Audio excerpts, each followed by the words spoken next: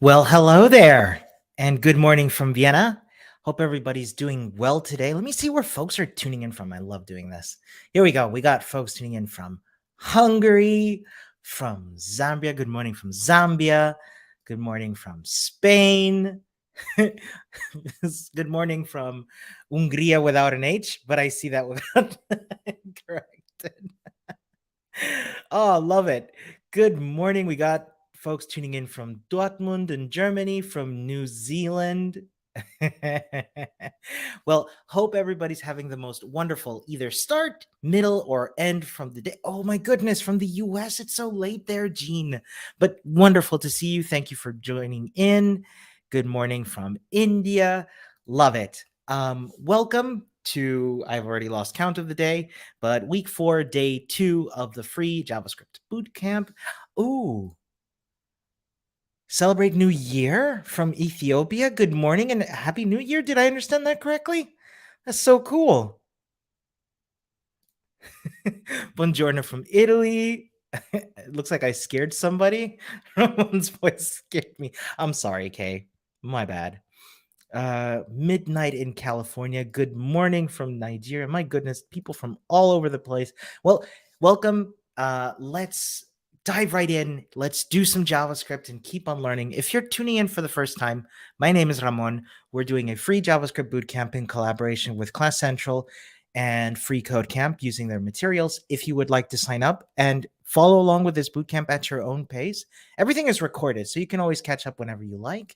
You can go to classcentral.com, sign up there for the bootcamp.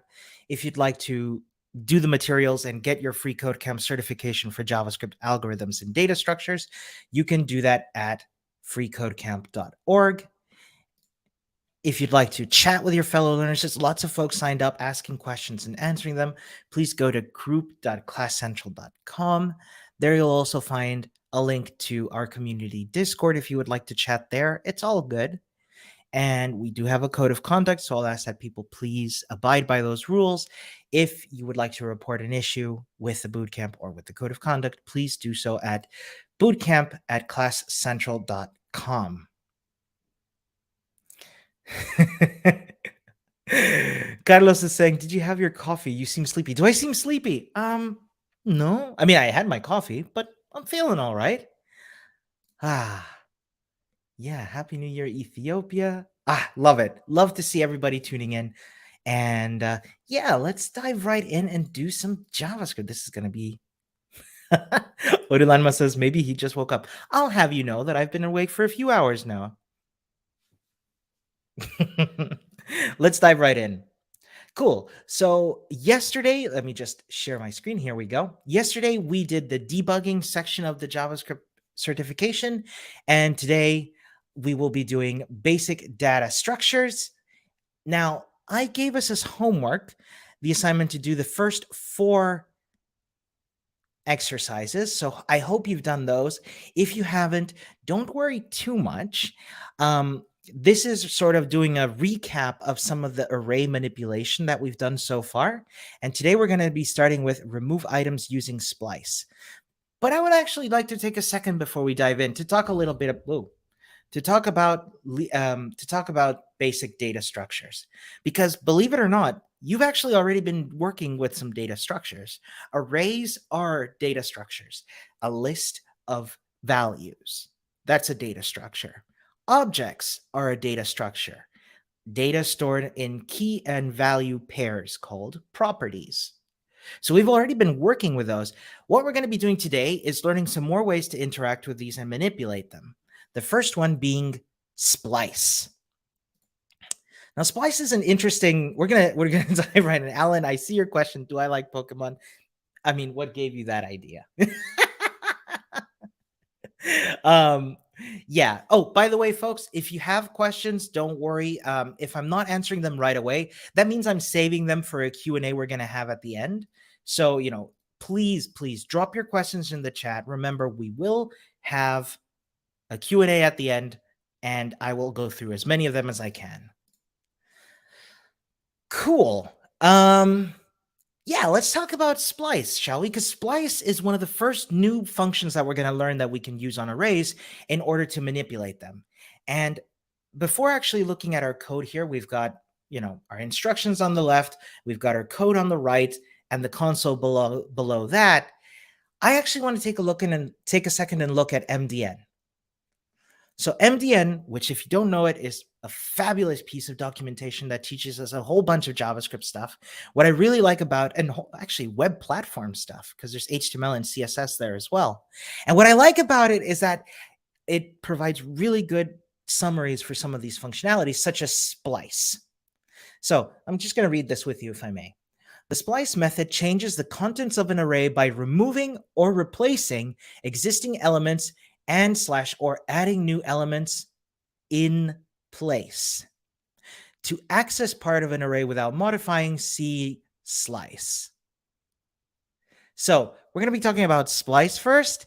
And what this does, as said, is replace or remove items from an array in place. First, we're going to play around with splice, and then we'll get into that whole in place part of it. So let's take a look at our code real quick. We've got an array with a certain number of items. I think that's 8. Yes, love it. Jose says, my son here next to me is fascinated by your Pokemon collection. Well, that's very sweet. I love it. Let's see. Yeah, we've got an array with 8 items in it, and we're console logging that array. Now, what splice lets us do is manipulate that array in order to remove items from it. And it takes 3 arguments. But for now, we're just going to focus on 2 of them. You'll see what I mean in just a second. So let's call splice on our array, which at the moment does nothing.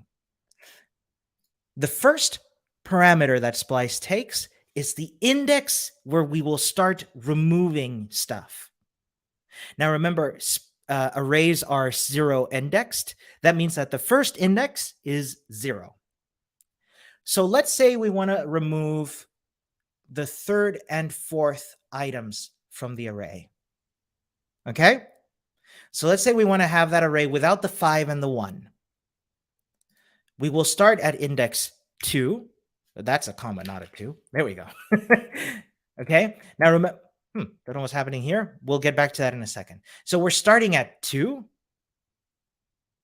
Okay? And we're going to remove 2 items. So the first parameter is the index where we start removing. And the second parameter is the number of items that we're going to remove. Let's take a look at our console log. We now have 2, 4, 7, 5, 2, 1. This is the same array as R, but it has removed 5 and 1. It has started removing at the second index and removed 2 items. What if I wanted to remove 3? Well, I would just remove 3 items. If I wanted to remove 4, take a look at the array below. If I wanted to remove 5, if I wanted to remove 6, what happens if I want to remove 7? It's still the same as 6 because you've removed the 6 and then just keep going into nothingness. So it won't give you an error. Cool. If I wanted to do the same from the beginning, if I wanted to remove the first 7 elements from the array, remove 2, 4, 5, 1, 7, 5, 2, then it would leave me with just 1. Now notice I'm not assigning anything except for this first variable here. This is the critical part about in place. So calling r.splice is manipulating the array R in place. So it's not, let's see what's returned. Because I think it's interesting. Check it out. What it returns is the items that were removed. So r.splice manipulates the array and returns the items that were removed. Okay? Let's see what our exercise is. We've initialized an array R, use splice to remove elements from R so that it only contains elements that sum to the value of 10. Oh, no, I have to do math. Okay. Let's see. 2 plus 4 is 6. 2 plus 4 is 6. Okay. Here's what I'm going to do. 2 plus 5 is 7, plus 2 is 9, plus 1 is 10. So I'm going to remove these 4 elements. So I'm going to start at index 1, and I'm going to remove 1, 2, 3, 4 elements. So 2 plus 5 plus 2 plus 1 is going to add up to 10. Asante says something interesting. If you do not specify the second parameter, it removes everything from the index specified onwards. Let's give that a try. Aha, so it starts removing at 1 and just keeps on removing. Thank you, Asante. That's really interesting. Start with 2. Yeah, that works. Nice. So that was 1 and 4. Cool. Let's run our tests. There we go. We'll give ourselves a little pat on the back and move on to the next exercise. Because the next thing we're going to learn about splice is the third parameter, which tells us not just, so the first parameter is where we start removing. Yeah.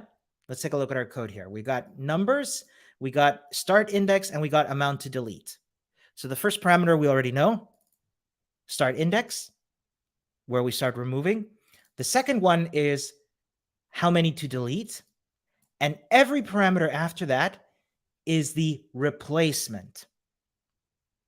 So that's what is going to be put instead of the elements that we removed. Let's give it a try. Let's see what we have here. We have a function called HTML color names, takes an array and returns that array. Cool. So we've got an array with a bunch of HTML color names: dark goldenrod, white smoke, lavender blush, pale turquoise, and fire brick. Cool names. So what we can do with splice, right? Let's just play around with splice a little bit. r.splice. Let's see. Let's say I want to remove everything except for the first and last one. So I'll start with a position 1, and then 1, 2, 3.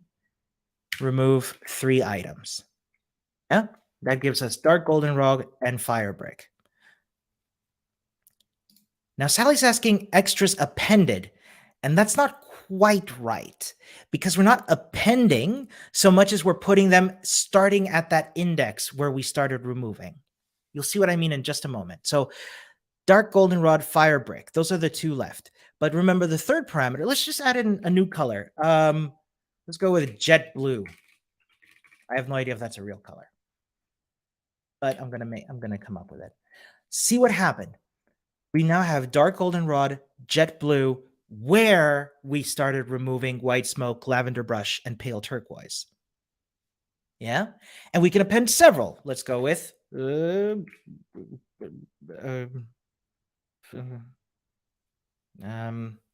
no, cool purple. I really like purple. Okay, so now we got dark goldenrod, jet blue, cool purple, fire brick. Yeah, so it's not being appended so much as it's being replaced. So we're splicing in those array members. Let's take a look at our exercise real quick. We've defined a function with HTML color names, which take an array of HTML colors as an argument. Modify the function using splice to remove the first 2 elements of the array and add dark salmon and blanche almond as in their respective places. So that's r.splice. We remove the first 2. So we started 0 and we remove 2 items and we replace with dark salmon and blanched almond. So it should look like this: dark salmon, blanched almond, lavender brush, pale turquoise, fire brick. Cool. Let's give it a try. And there we go. Pat, pat. The color's making you hungry, Carlos. All right. All right. Now we're going to be talking about a different array method called slice. Now I want to be really, really clear because this happens to me all the time. I mix up splice and slice all the time. So if you ever like, oh, I'm never going to be a good programmer because I don't remember the difference between splice and slice. No. Please don't worry. It happens to all of us. This is just a weird quirk that JavaScript naming came up with that, in my opinion, is quite confusing.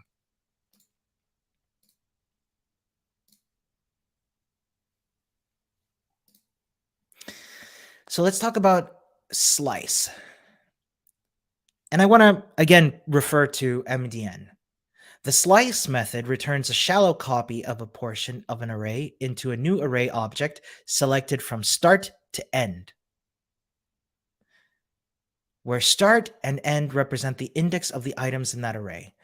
The original array will not be modified. Now, this is something really important. The original array will not be modified. This means that this doesn't do anything in place, unlike splice, which does modify it in place. Okay, so splice does manipulate the array, slice does not. And I just want to say once again, don't worry, mixing these twos up happens all the time. So we're copying a portion of an array into a new array object selected from start to end. By the way, I don't know if you know this, but like MDN lets you also play around with it, with the functions, which I find quite nice. Like you can type stuff in here and run it if you want to. I find it very good, not practice, a very good practice. So, oh, and Odelanma says something. The end is not included. That's good to know. Let's try it out.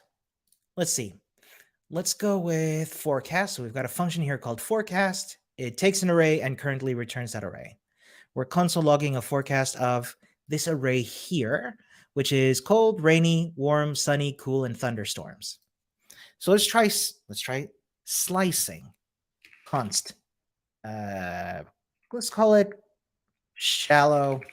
Let's call it, shallow copy. So that will be r.slice. Now remember, two parameters. The first is the start index, and the second one is the last index. So let's say I want to copy rainy and warm. So I will start at index 1, and I will end at index 3. Then I'm going to return shallow copy. Okay. Now, again, it can be very easy to mix these up. Remember, slice takes a beginning and an end index. Splice takes beginning, number of elements to replace. Okay? So we started at index 1, and we ended here at index 3. So we copied these two elements. It's a bit confusing, but with practice, you'll get used to it. And I want to be very, very upfront and clear to say that you're going to have to look this stuff up a lot. So don't worry. Let's take a look at our exercise. We've defined a function forecast that takes an array as an argument.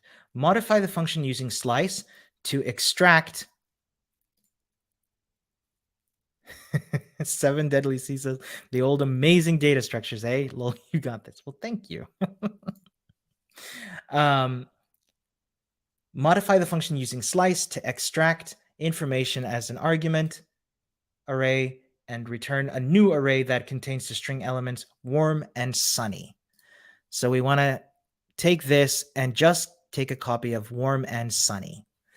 Okay, so we will start at warm, which is at index 2, and sunny, which ends at index 0, 1, 2, 3, 4. there's warm, and there's sunny. Let's run our tests. That's passing. We pat ourselves on the back, pat, pat, and keep going. You might see this pop up. FreeCodeCamp is a nonprofit open source organization unaffiliated with us. They're just very kindly letting us use their materials for this bootcamp. If you have a couple bucks, you can donate a month. I myself am doing so on another account. I need a separate account because otherwise all of the exercises would be done. And that would kind of defeat the purpose of this bootcamp. So I'll just go with Ask Me Later for now. Ooh, the copy machine. So let's have a look what's going on here. We're going to be copying an array with the spread operator. Now you remember spread, right? And in essence, slice is kind of similar to the spread operator because remember the spread operator lets us create a shallow copy of an array. Yeah, it lets us take all of those elements and plop them into a new array. Yeah, for example, we've got this array, which is an array made up of true, true, undefined, false, and null. And that array, which uses the spread operator from ES6, which says, okay, take all of the elements from this array and put them into this new array. So let's take a look at our exercise.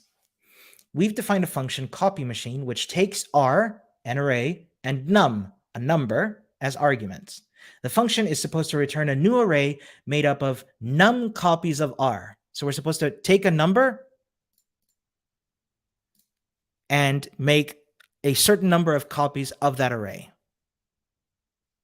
Okay? I want to see what Yash is saying here. So slice is like giving a slice of pizza to your friend, but not from your pizza, but another friend's pizza, which is the same as yours.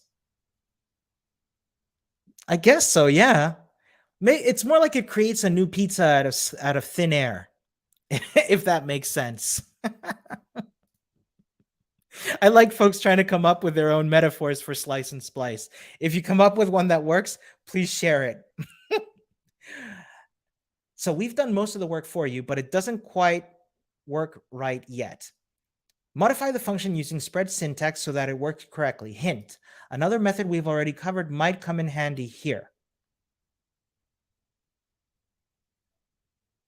So we've got a copy machine function, we've got our array, we've got the number, we've got a new array of copies. And while num is bigger than 1, we do something in here, we subtract 1 from num, and we return that new array. So we're supposed to make a copy. So with our copy machine, we're supposed to take this array of true, false, true, and just make 2 copies of it. So I think that can be done using the spread operator with new. First, we're going to push to it, right? Then we're going to make a copy of R. I think that's sensible.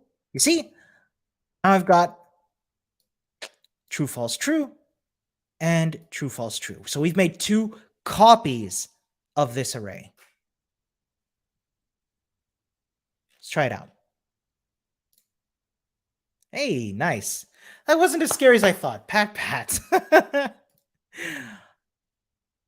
Okay, cool. And we've done this before as well. We can combine arrays with the spread operator as well.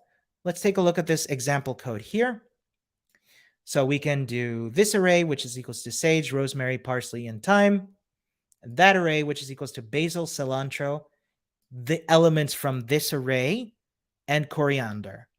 That array would have the value basil, cilantro, sage, rosemary, parsley, thyme, and coriander. So what this lets us do is take all of those elements and plop them into any part of an existing array, which is pretty cool. Using spread syntax, we've just achieved an operation that would have been much more complex and more verbose had we used traditional methods. So let's see what we need to do here. We've defined a function spread out that returns the variable sentence. Modify the function using the spread operator so that it returns the array learning to code is fun. Okay, see what we've got. Carlos says the writer was hungry at this point of the curriculum. Love it. All right, so we've got function spread out. We've got our fragment of a sentence to code, and we're supposed to return learning to code is fun. So let sentence be equals to learning. Then we got to put in to code, which we can do using the spread operator. So ... fragment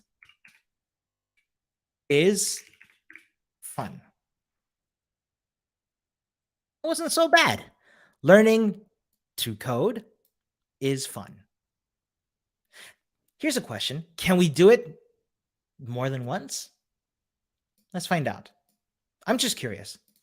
And I have command here, so I have command of the computer here, so I can do it. Fragment. Okay, so we can do it multiple times. Check it out. Learning to code is to code fun. Sounds a little bit like something Yoda would say or something. All right, there we go. Learning to code is fun. Nice. Let's run our tests. Oh! Spread out should return learning to code is fun. Oh, can anybody spot my error? And what I like about it is that it tells me here, like, check it out. If we like go through it through a fine-tooth comb, right? Learning to code is fun. Asante found it. Small L instead of big L. Thank you. Gosh, that's very particular. Phew. Pat. Thank you. So what's next? Oh, something new. We're going to be doing checking for the presence of an element with index of. So here's what's cool about index of. It lets us get the index of an element. For example, we've got here squash, onions, shallots, and we've got a function called quick check, which takes two arguments. One is R and the other one is LM. So there are our array, squash, onions, and shallots, and we've got our elements with it, which is mushrooms. Now I want to just for fun, let's return I want to r dot index of. We've got this function index of, and actually before I try it with mushrooms, I want to try it with one that's in there. Let's try squash. Okay, so the index of the element squash is 0. Why? Because squash is at the beginning. If we try it for onions, 1. If we try it for shallots, I don't know what shallots are, by the way. Is that like a vegetable or something? That's a 2. But what about mushrooms? Mushrooms is not in the array. Let's try it. -1. So here's what's to know about index of. Index of will give you the index where the element shows up. If the element is not in the array, then index of will give you a -1. So if the index is -1, it means that the element is not in the array. What if the element is in the array twice? Let's say, for example, that we've got onions in there twice. If I try onions now, what's going to happen? Why does it give me 1 and not 0, 1, 2, 3? That's because it gives you the first index where it finds the element. Okay? So index of will give you the first appearance of that element. All right, that's enough of me talking around. Let's see what the exercise is. Index of can be incredibly useful for quickly checking for the presence of an element of an array. We have defined a function, quick check, that takes an array and an element as arguments. Modify the function using index of so that it returns true if the passed element exists in the array and false if it does not. Ooh, Asante makes a good point. This is because it's a lazy search and not a greedy search. Yeah. It finds the first one. Yash asks, so in JavaScript, there's no backward indexing like in Python? I don't know. Let's save that for the Q&A. I have starred your comment. Okay. So we want to return true if the element is in the array. So let's say return.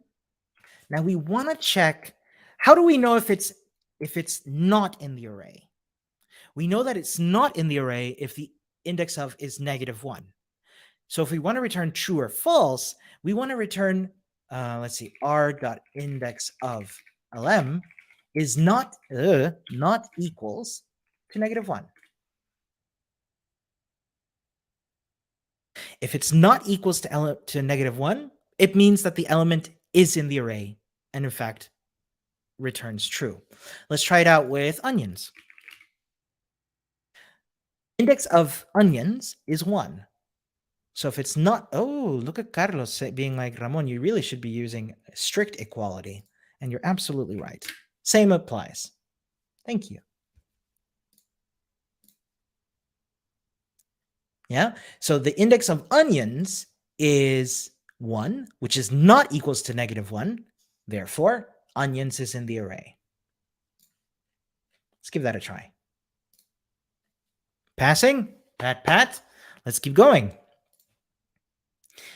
Iterate through all of an array's items using for loops. Cool. We've done for loops before. What is it we want to do in our exercise? We've defined a function filtered array, which takes an array, a nested array.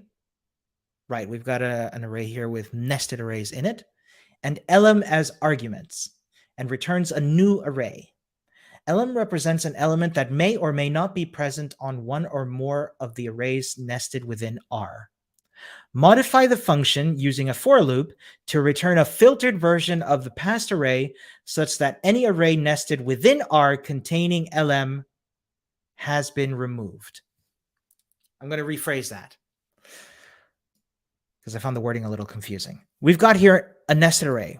It's made up of 1, 2, 3, 4 sub-arrays. Yeah? And what this filtered array should do is should check each array within this and only return the arrays which do not have lm in it, which is 3. So if I were to go through these, let me just make sure has been removed. Yes. So we want to check for any arrays that do not have the number 3. So what I'll do is I'll loop through each of these and be like, does this array have a 3? Yes, removed. Does this array have a 3? Yes, removed. Does this array have a 3? Yes, removed. Does this array have a 3? Yes, removed. So how do we do that? First, I'm going to leave myself some comments because otherwise I'm going to get confused. Loop through each sub-array. I don't know why I'm doing a camel case. And inside the, I'm just going to write that for loop first. So let I equals 0. I is smaller than r dot length, and I goes plus plus. Next, if subarray contain lm does not, does not contain lm, push subarray to new r. Just going to make this wider. If the subarray does not contain lm, push the subarray to new r. That makes sense because we're only pushing in the ones that do not have the element. And we already know how to do that with index of. So if, wait, we need the subarray. How do I get the subarray? That would be, you know what? I'm going to make a variable for that. Const subarray is equals to r at element I. That's each subarray. So subarray dot index of lm is not equals to -1, double equals. If the subarray does not contain lm, push subarray to new r. New r dot push subarray. That's it, really. Wait a minute.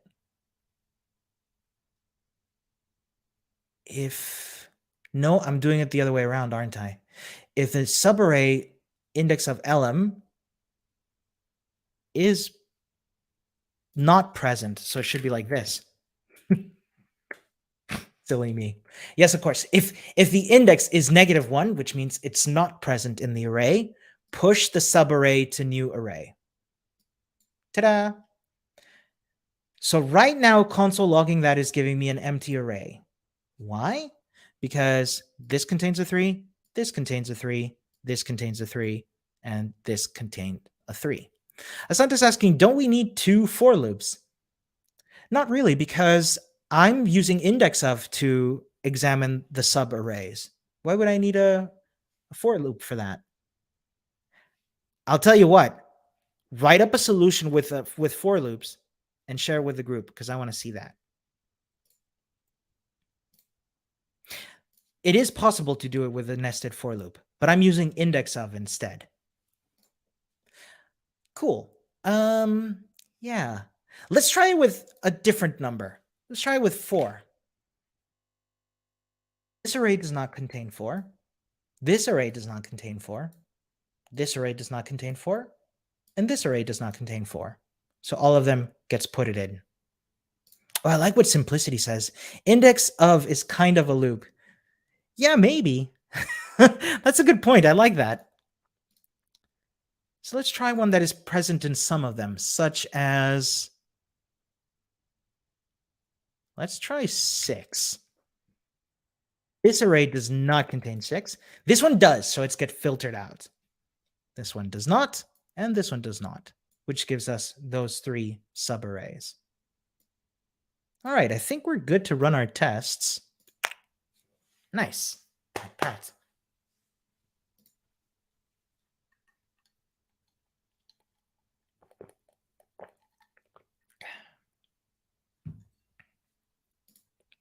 Asante was saying, I was thinking we need to filter out the 3 within the inner arrays. Maybe Carlos T is right because the requirement is not sometimes clear. Yeah, sometimes some of these exercises can be a bit difficult to follow. I agree. So what I usually do is I just like go through it a couple times. You know what helps me, by the way? Sorry, let me go back. Is the tests. If something's not clear, maybe try to work backwards from what the tests want. Because we can see, for example, here that it tells us what to expect, and we can see we're not filtering out those 3s. Let's move on. So we've just learned a ton about array. This has been a fairly high-level overview, but there's plenty more to learn about working with arrays, much of which you will see. But before moving on to objects, let's take one more look and see how arrays can become a bit more complex than we've seen in previous challenges. One of the most powerful features when thinking of arrays is data structures is that arrays can contain or even be completely made up of other arrays. We've seen arrays that contain arrays in previous challenges, but fairly simple ones. However, arrays can contain an infinite depth of arrays that can contain other arrays, each with their own arbitrary levels of depth and so on. In this way, an array can quickly become very complex data structure known as a multi-dimensional or nested array. And we've seen these before. For example, we've got one array here whose first element is an array made up of one element. The second element is an array made up of 2 elements, each of which are an array with one element in them. And this complexity can go quite deep. We've got an array with an array with an array. We've got an array with an array with an array. So the deep array is nested 2 levels deep. Yeah. The deeper arrays are 3 levels deep because that's inside 1, inside 2, inside 3 arrays. Then we've got the deepest arrays are 4 levels. So that's 1 deepness, 2 deepness, 3 deepness, 4 deepness. And the deepest est is 5. 1 deepness, 2 deepness, 3 deepness, 4 deepness, 5 deepness. Oh, I love this comment from Beef Prevails. Good morning. Just popping in to see how you and the other students are doing. Keep up the amazing work, everyone. Thank you. It's good to see U. So while this example might seem convoluted, this level of complexity is not unheard of or even unusual when dealing with large amounts of data. However, we can still very easily access the deepest levels of an array with this complex with bracket notation. So that gives us in element 2, element 1, element 0, 0, 0. So let's see. Element 2 would be 0, 1, 2. Yeah. I wish I had more space.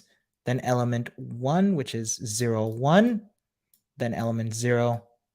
And then element 0. That's how we get the deepest est one. So let's take a look at our exercise. We've defined a variable my-nested array set equals to an array. Modify my-nested array using any combination of strings, numbers, and booleans for data elements so that it is exactly 5 levels of depth. Okay, I don't quite understand. Using any combination of strings, numbers, and booleans so that it is exactly 5 levels of depth. Remember, the outermost array level is 1. Somewhere in the third level, include the string deep. On the fourth level, include the string deeper. And on the fifth level, include the string deepest. Okay, so we've got an array here. Let me expand this because this looks like it's going to be complex. Okay, cool. This actually helps. We've got an array, deepness level 1, with a series of sub arrays, each of at level 2. And we want to have it be at deepness level 5. Is that right? 5 levels of depth. Okay, we can do that. So right now we're at deepness level 2. Just add some enters to make this a little easier to read. So inside here, I'm going to put in level 3, where we should have the string deep. Then another level where we'll have deeper. And another level where we will have the string deepest. Cool. So that's level 2.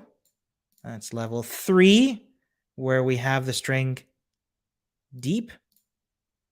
We will use another pair of square brackets to go level deeper into deeper, and then another set of brackets, because remember this is an array of arrays of arrays of arrays, to go into deepest. As simplicity says, we need to use brackets to create the levels. So that looks good. Let's run our tests. Whew, okay. Pat. I was nervous that was not going to work. Okay, cool. We are going to be looking at objects next, and we're going to do a little bit of revision of things we've already done. For example, here's an object called tech and character player with 3 properties. One has the key player and the value Hwarang. One is key fighting style with Taekwondo, and one property is human, which is a Boolean set to true. So that's cool. We've done this before. We've looked at dot notation for manipulation. We've looked at bracket notation for manipulation. I'm going to skim over this because we've already done it before and we've got the revision in order to do that. I'm going to dive right into the exercise. A foods object has been created with 3 entries. Using the syntax of your choice, add 3 more entries to it. Bananas with a value of 13, grapes with a value of 35, and strawberries with a value of 27. Okay, so we got foods with apples, oranges, and plums set to 25, 32, and 28 respectively. Cool, so foods.bananas equals 13. That's 1. Foods, let's use bracket notation just for fun. I could spell. This equals to 35. And we'll do dot notation again. Foods dot strawberries is equals to 27. And there we already have it. Apples, oranges, plums, bananas set to 13, grapes set to 35, and strawberries set to 27. Nothing we haven't seen before. Let's run our tests, and we're good. Pat. What's next? Modifying an object nested within an object. Cool. We've done this before as well. We can have objects inside objects. So for example, we've got our nested object here with a property called data, which is an object where there's a property called online status, which in of itself is an object. Junaid's asking, are we going to complete basic data structures today? I'm going to get as far as I can. And the homework will be to do the rest. Yes.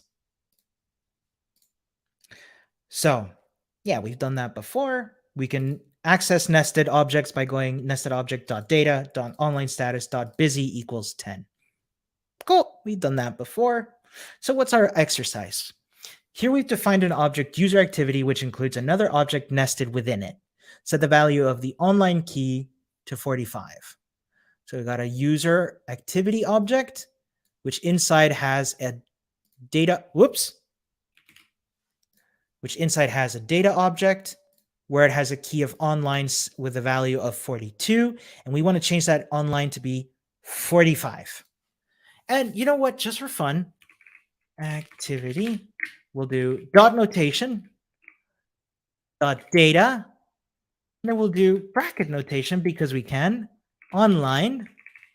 So user activity, go into the data property, then go into the online property and set that property to be 45. And we're console logging our user activity. We can see ID is blah, blah, blah.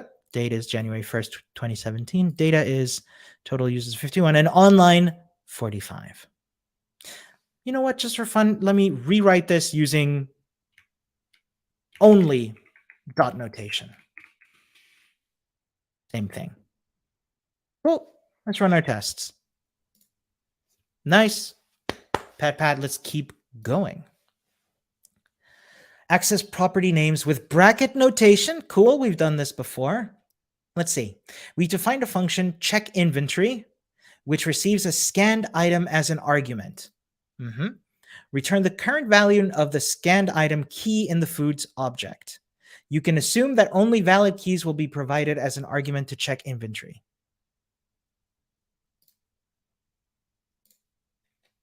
I see your questions, folks. Some of them, if I'm not answering them right away, is because I'm saving them for a Q&A at the end. So return the current value of the scanned item in the foods object. You can assume that only valid keys will be provided as an argument to check inventory. So we've got here foods with apples, oranges, plums, bananas, grapes, and strawberries. And we are console logging check inventory of apples. So apples, remember, is being assigned into scanned item. So two ways to do this. Of course, we can return, what is it? Is it foods? Yeah, foods.apples, which will give us the correct value. But what happens if I want to check for bananas now? It's still going to give me 25, which is incorrect because bananas is 13. This is because I've hardwired my code to only do apples, which is possible with dot notation. But you can't pass a variable or a parameter into dot notation. You can only do this with brackets notation. So if I really want to check what bananas is, I can do it with scanned item. I'm getting 13. And I can do it for grapes, if I could spell grapes. 35, strawberries, 27. So this is why bracket notation is critical. Run our tests. We're good. Pat. Let's keep going. All right. Using the delete keyword to remove object properties. Cool. We've done this before. We use delete and then the property name itself to be able to delete it. What do we want to do? Use the delete keyword to remove oranges, plums, and strawberries from the foods object. Now remember, somebody asked us a few lessons ago, we can only delete one property at a time. So we will delete foods dot, what's the first one? Oranges. You can see now in the console log that oranges is no longer there. Delete. What's the next one? Foods dot plums. Same thing. Delete foods.strawberries. Nice. Now we've only got apples, bananas, and grapes. Cool. Done this before. Run our tests. Thumbs up. Pat, pat. Let's keep going. People are like, Ramon, why are you rushing? I really want to get us to the end so we can do some good Q&A. Yes. So we can add, modify, and remove keys. But what if we wanted to know if an object has a specific property? And we've seen this before as well. We've seen users.has own property Alan. But look at this. Alan in users. Both of these would return true. So that's interesting. Finish writing the function so that it returns true if the object passed to it contains all 4 names, Alan, Jeff, Sarah, and Ryan, and returns false otherwise. So let's see. We've got an object here with Alan, Jeff, Sarah, and Ryan. So the function is called isEveryOneHere, and console log isEveryOneHere users. And before I do anything, I want to try out this Alan in users. So console log Alan in users. Look at that. Alan in users gives us true. So that's cool. So if we want to return, so let's see, we want to return true if Alan, Ryan, Jeff, and Sarah are in. So return, let's see, Alan in users. Where's my ampersand? And let's see, Jeff in users and Sarah in users and Ryan.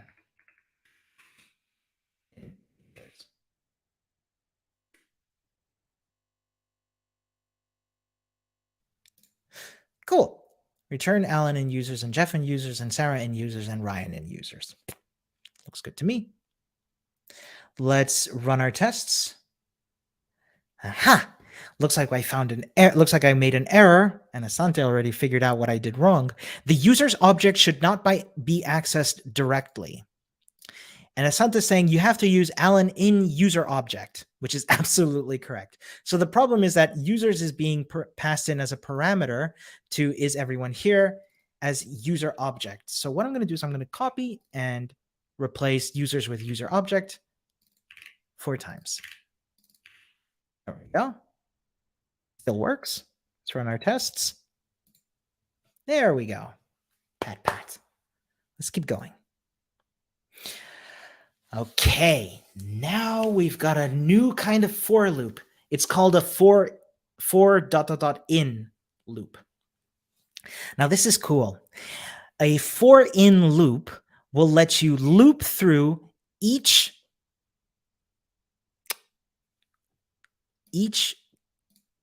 key. Is it key? Yes. Each key of an object. Yeah. Let's try it out. Oh, actually, this is exactly what I want to do. I'm going to type it out. So we've got here our user object, which has Alan, Jeff, and Sarah. So let's for like user in users.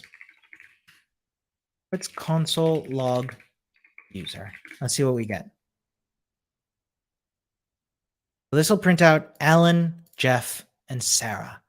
Now you might be wondering, but why is it printing out undefined as well? This is because there's a console log at the end. There we go. Let's remove that for now. Cool. So it lets me console log each user's name. Remember, that's the key of the object. So what if I wanted to print out the values inside? Well, quite easy. We could do users, use bracket notation, and access user. Now we're doing Alan's data, we're doing Jeff's data, and we're doing Sarah's data. Yeah? So that's how we can loop through all of the properties of an object using for in. Now you might be wondering, can I call this anything? Yes, you can. Check it out. Key. Yeah. So let key in user. So we're assigning each key into this variable. So let key in users, then we can access that key as we like. And really, this follows the same naming conventions as any parameter or variable. I don't know. Let's call it prop. Yeah. What I'm trying to drive home here is that you can call this whatever you like, but of course, go with something sensible because our code does need to be legible. Okay. So what have we got here? Oh, this is important to note.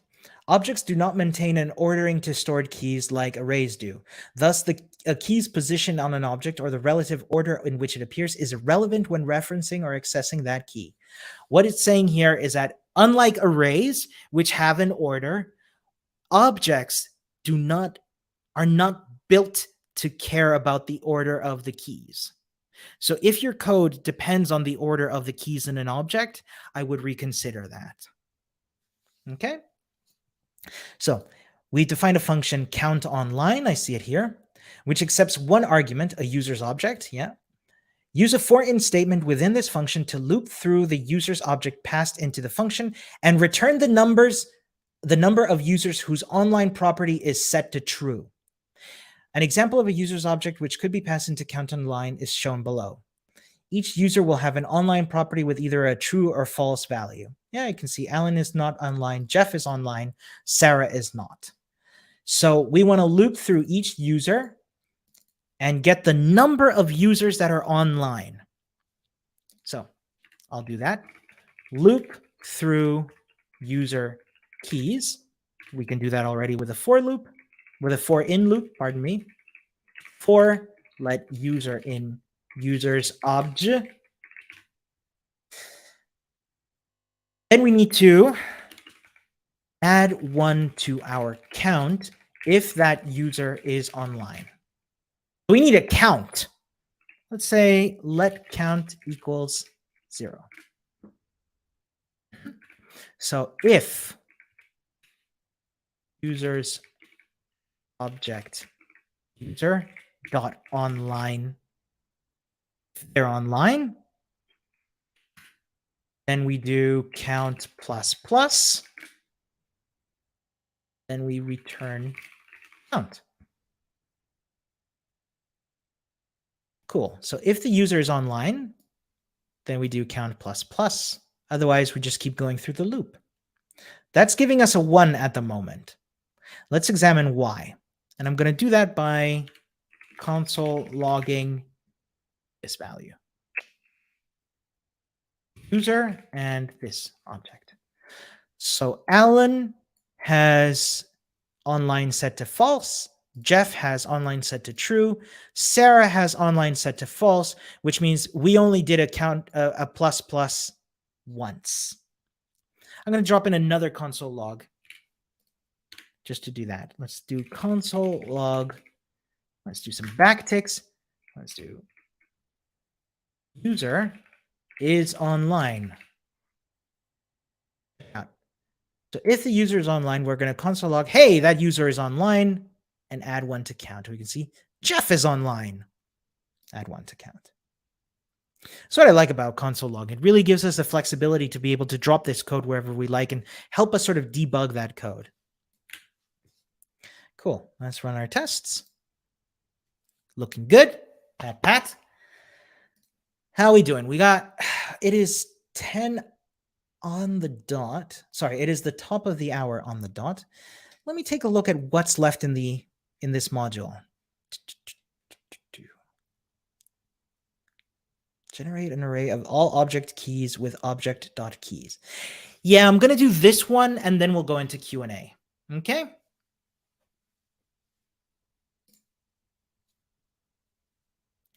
So, generate an array of all object keys with object.keys.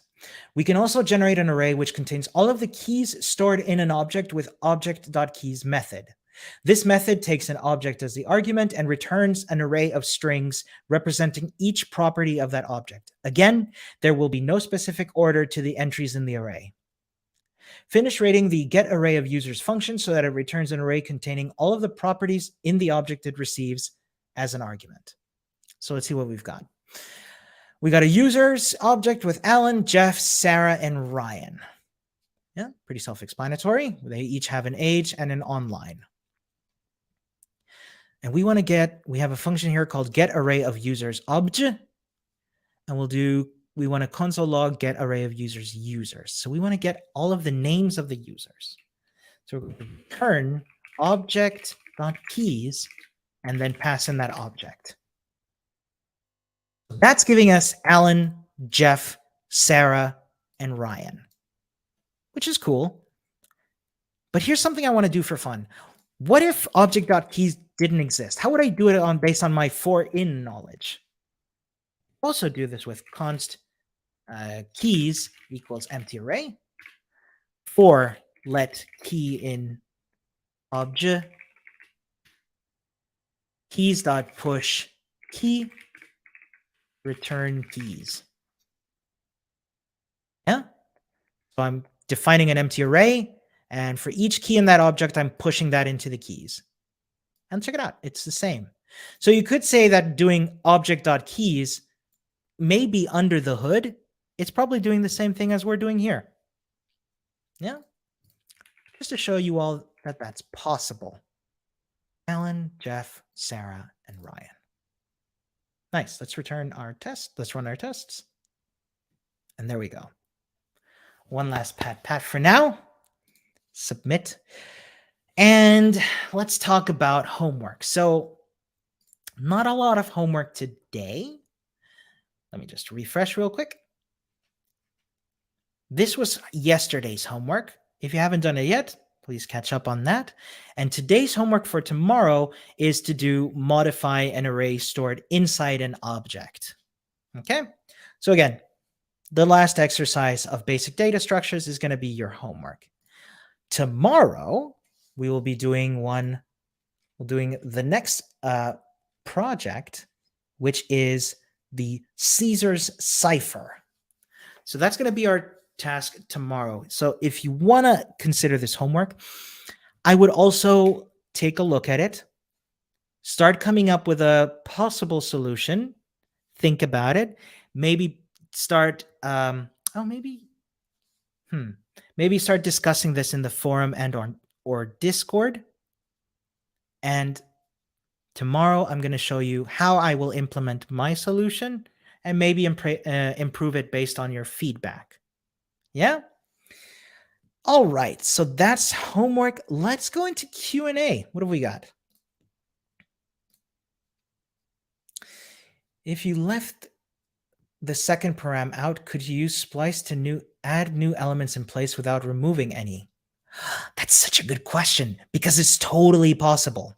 Let's go back to splice real quick. I'm just going to use this code here. Const array equals, let's say 1, 2, 5, 6. Okay. Let's say we wanted to use splice. That's console log R. So we wanted to use splice to add the missing 3 and 4. So r.splice. Now remember, the first argument is the index where we will start replacing, which would be 0, 1. Is it 1 or 2? No, it's 2. Because we'll start here. We'll start adding stuff here. The second argument is how many elements we will remove, which, as genericable suggests, can be 0. That's going to be the number of elements that we will remove. So if it's 0, not going to remove any. Next is going to be the elements that we're going to splice in. So that's going to be 3 and 4. Yeah, I like this. This is good. There you can see. Okay. 1, 2, 3, 4, 5, and 6. It's a good question. Thanks, genericable. See, we got.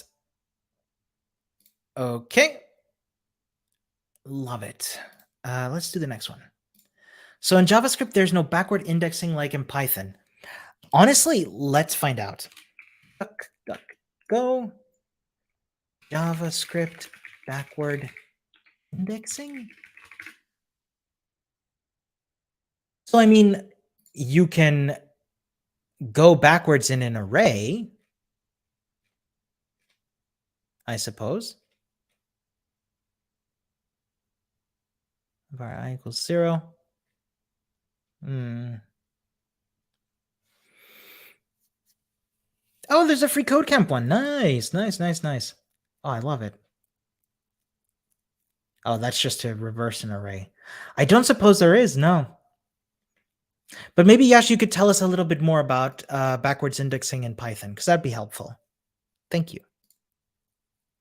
Junaid is asking, is an array considered a nested loop?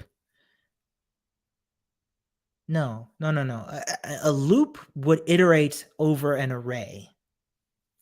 So an array would not really be a nested loop per se. If you wanted to go through a nested array, you would use nested loops. I hope that helps.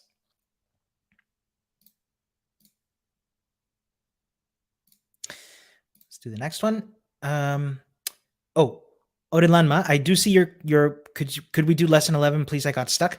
Could you, like, while I answer other questions, could you please write up what's got you stuck and what you've tried so far, and then we can go right in. Cool. Yui, using delete modifies the original object. What if I don't want to modify the original? What if I don't? How can you You're asking, I want to delete something from an object without modifying the object. I think by pure concept, you can't delete something from an object without modifying that object. Otherwise, what are you doing? Or are you wondering, perhaps, can you make a copy of an object without that property? Let's find out. So I think the first thing we'll need to do is find out how to copy an object. JavaScript shallow copy object. There we go.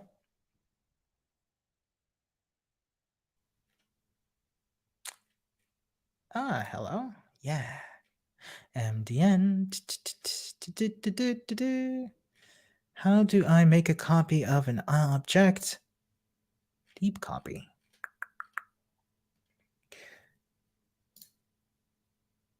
To copy objects in JavaScript. Yeah.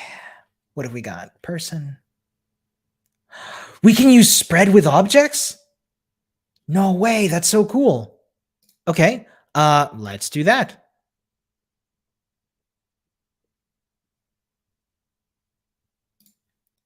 Okay, cool. Let's delete everything. Let's say we have an object, const pet equals name Alfredo.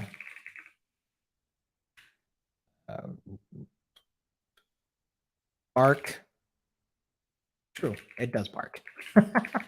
Okay, so we want to make a pet copy of the .pet.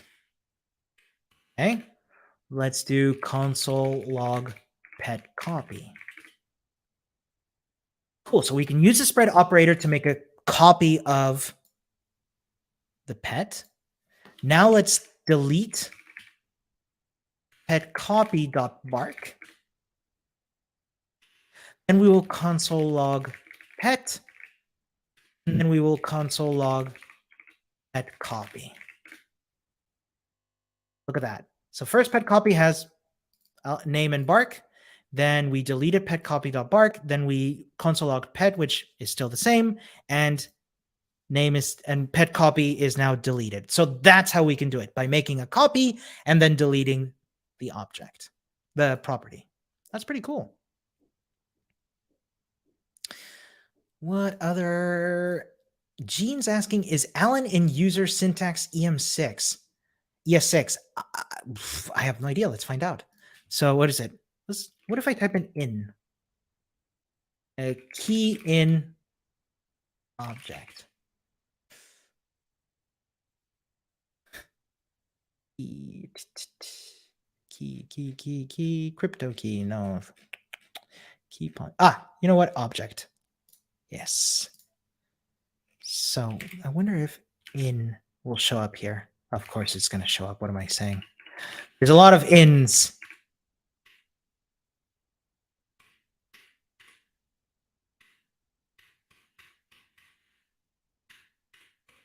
I have no idea if I'm even looking in the right page, if I'm perfectly honest.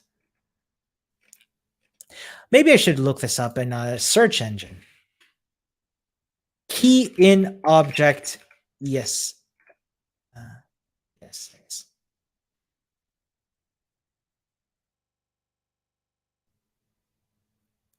Let's see. Values and entries. Thank you. Page. Let's see if this is what we want. Object.keys. Object.values. That's pretty cool. Object.entries.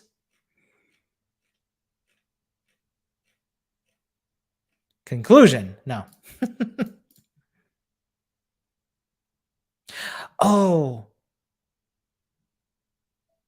Okay, Carlos has the answer for us. I think the operator is from ES5. Okay, so that's slightly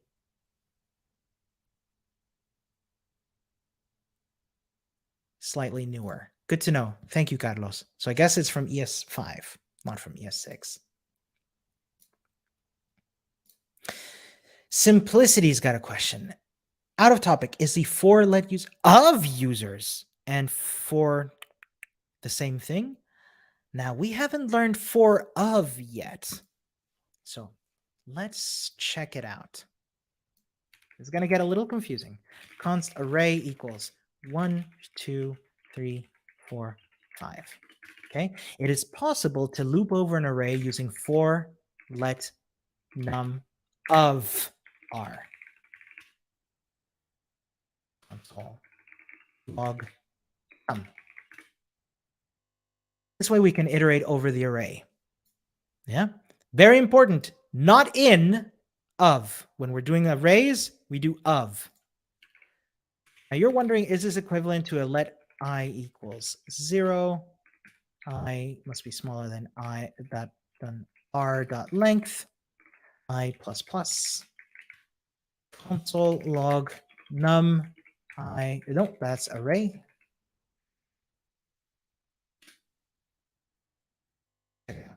1, 2, 3, 4, 5 for the first loop, 1, 2, 3, 4, 5 for the second loop. These are equivalent, but this is a little nicer to type. Now, I know that some of you are wondering, but Ramon, what's going to happen if I put an in? One way to find out. 0 through 4. Doing a for in loop on an array gives you the indexes, not the values. I'll show you what I mean. See? For let num in R, it gives us 0, 1, 2, 3, 4 because it's giving us the indexes. 0, 1, 2, 3, 4. If I do of, and it gives us the values. It's a bit weird, but a good question. Thanks, Simplicity. And I think we do cover that later on in the bootcamp. Ah, Orelanma, debugged your code, found out my mistake that I was not declared in initialize the loop. Been there. I'm glad it worked out. Thanks for following up, Orelanma. Zenzir is wondering, I actually get confused accessing objects versus arrays or arrays in objects or objects in arrays. Is there any tip for it?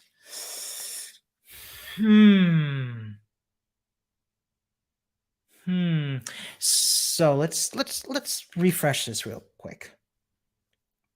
Because here we've got an object made up, an object with an object inside of it with an array. Let's say I wanted to look at those, let's say I wanted to get access to Kira. How would I do that? First, I'd look at the user object, then I'd go into the data property, then I'd go into the friends property, and then I would get the second element of the array, which can look a little confusing if you're doing bracket notation. What's it called again? User, data, friends. So user, data, friends. Then I want the second one, Kira. User, square brackets, data, square brackets, friends, square brackets, 1. So the similarity that accessing objects and arrays share is that it's possible to use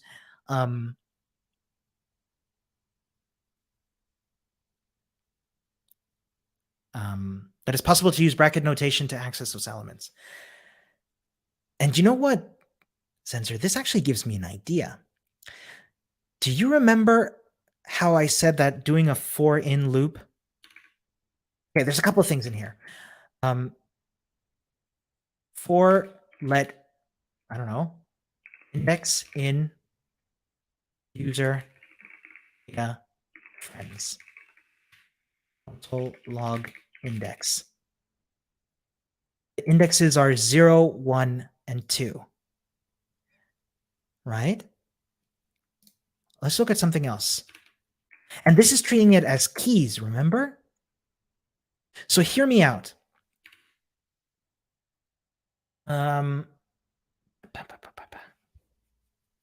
Sorry, I'm confusing myself.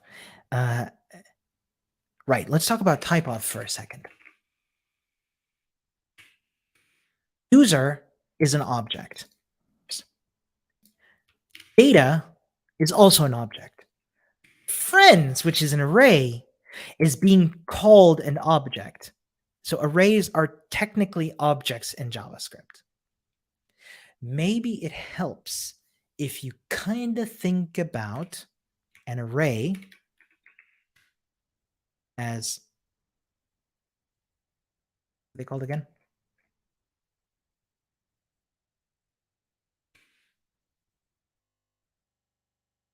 Sam. Yeah. Third one. It's giving me lots of errors and I don't know why. We're going to find out in a second. So what's the error? Missing semicolon. Oh. That work? Right?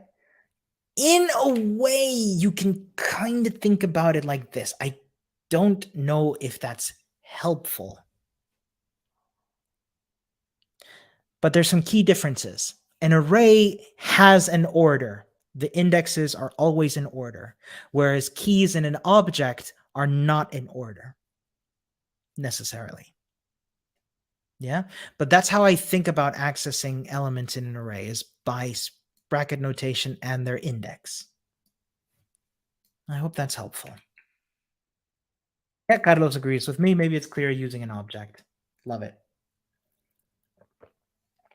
Any other questions? I got a question from Alan. What keyboard do you use? I like the sound of your typing. Thank you. Just a random mechanical keyboard. It's called an Atreus. Yeah, brown switches, if that's, you're familiar with mechanical keyboards. It's nice and clicky. I like it. Type of object.prototype. What are we doing here, Carlos? Let's see. Okay. All right, let's do this. Console log type of object.prototype.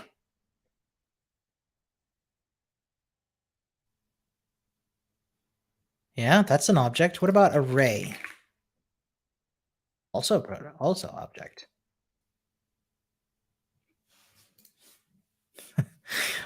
Don't know, but we will find out more during object-oriented programming. I think that's next week already, so there'll be plenty to do there. See, Yash is quiet. Let's see what Yash has to say. Backwards indexing or negative indexing is accessing data from behind. So it's like D is at index -1 and C at index -2, B at index -3, and so on. Let's find out. Let's get an array going. Actually, we have an array. What is it?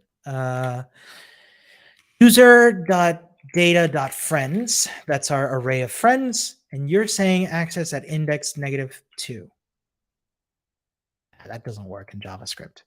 What you can do, Carlos is already beating me to it, r.length -3. So user data friends.length -2, for example, gives us Kira. -3 gives us Sam. -4 gives us undefined because it doesn't exist. Look at y'all being so curious. All right.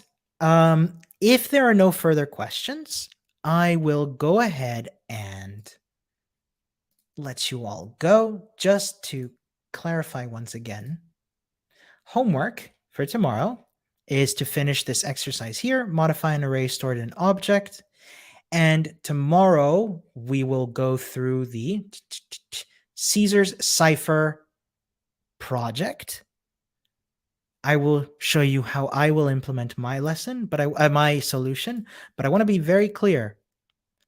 That's my solution, and it's not the best one. So you might have a better idea of how to do it.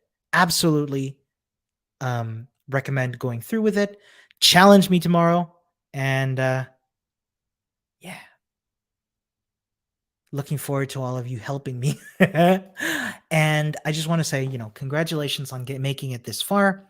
A lot of these concepts we're learning are going to be confusing, so please ask questions in the forum, ask questions in Discord. If I don't get to answering them, it's because I'm doing my day job, but that doesn't mean that there aren't people around to help you out. So absolutely ask questions. If you know the answers, answer them too. Answering questions is a really valuable way to learn. If you find that a lot of these concepts aren't sticking, I also recommend writing them down. What a lot of people do is they blog their learning journey. They write a blog. There's cool platforms like, I think it's called like Dev2. Here, I'll post a link where you can quickly make a coding blog. Yeah. Here, I'll open it up here as well. But you can quickly make a coding blog and just like, post stuff that you've learned about your learning journey. And I find it really good for being able to like put your thoughts into words, or maybe you want to do like YouTube videos or something, like creating a little bit of content just for you to sort of like get those thoughts into paper. It's really good for being able to learn. Yeah, let's call it a day. I don't see any more questions. Thank you all for coming. And yeah, just go and take it easy as well. Rest helps us develop that understanding as well. Have a most wonderful rest of your day, everybody, and take care. See you next time.